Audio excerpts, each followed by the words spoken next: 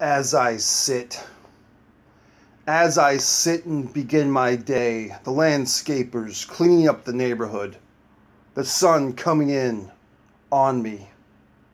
And it makes me think. It makes me think about professional wrestling and how it's been ruined. How back when I was a young man, gentlemen like Tully Blanchard and Ricky Steamboat could wrestle for 15 minutes and give you an athletic competition you could believe in. The integrity of the sport was there, it was relevant.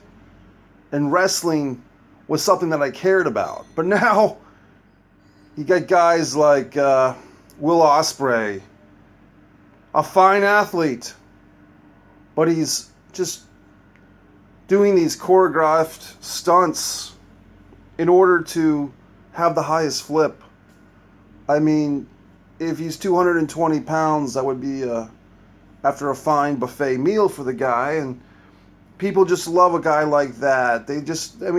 Back in my day, you'd put the midgets in the first match on the show. A Sky Lolo, a Haiti Kid. They'd have their place on the show, but it wouldn't be something to rally around and honor.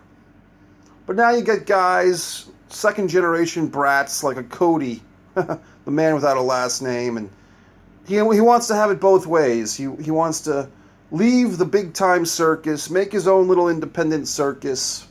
He wants to ridicule a gentleman like Vince Russo. He wants to stay on the good side of Vince McMahon, because when all these little indie darlings go home to rest their heads at night, they want Vince McMahon and his bottle of WWE milk to nourish them. They don't want to go too far from home. They want to leave. They want to be the prodigal son, go off to the indies, but they always want to come back. The Young Bucks, same thing. They always want to come home and rest their weary heads on that mattress of comfort in Titan Tower. One guy who's spoken up, who was there, who lived that life, Vince Russo. People want to put down Vince Russo. They want to say that Vince Russo didn't contribute. Well, he contributed more than he'll ever take credit for, and he'll contribute more than you'll ever know. Okay? So all the people that have come and gone, and all the people that want to criticize my friend Vince Russo, what have they done? What has the sport done? The ratings are down. People will use excuses like, oh, it's so many different forms of multimedia, and people are just watching the network, or they're not watching, folks. Okay? Let's stop telling lies and making excuses for declining ratings in the current product. Okay? The reality is, they want to do shows in other countries because they want that foreign money, because the American hardworking citizen isn't buying as much as they used to. You don't go out into the shopping malls and see t-shirts from the wrestlers on people these days. You know why? Because they're ashamed. People now are ashamed to be pro wrestling fans. It's a joke. It's a novelty. I mean, you've got Jeffrey the Giraffe wrestling, all right? That's not something to be proud of. So, this realm of virtual wrestling, that's what it's come down to. That someone like me, so passionate, so informed, goes into this other world of virtual wrestling. A world that can be taken over. Why? Because intelligent people can take over a world like this. It's not just handed out because of nepotism. It's not just handed out because some backdoor favors, if you know what I'm saying. And taking steroids doesn't help Brock Lesnar in the world of XWE. So you wouldn't be very successful here either, pal. Because you need intelligence. Men like a Vince Russo, a Smokey, okay?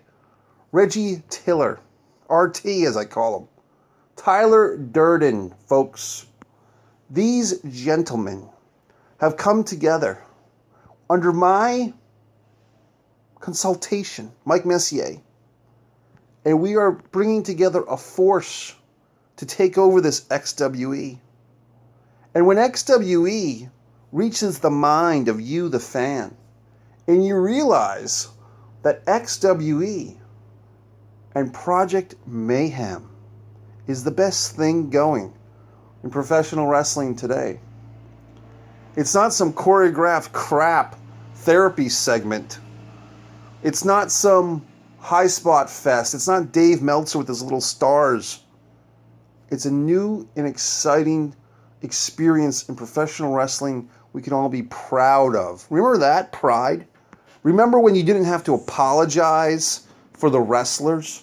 Oh, the women can't speak about Saudi Arabia. Well, we'll apologize for them.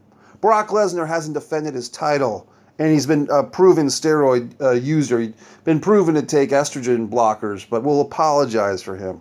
We'll apologize for the... See, I'm sorry. I'm not going to apologize anymore, all right?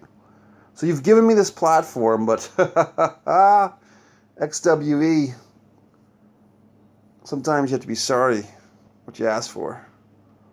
Mike Messier, XWE, Project Mayhem. Don't sleep at night.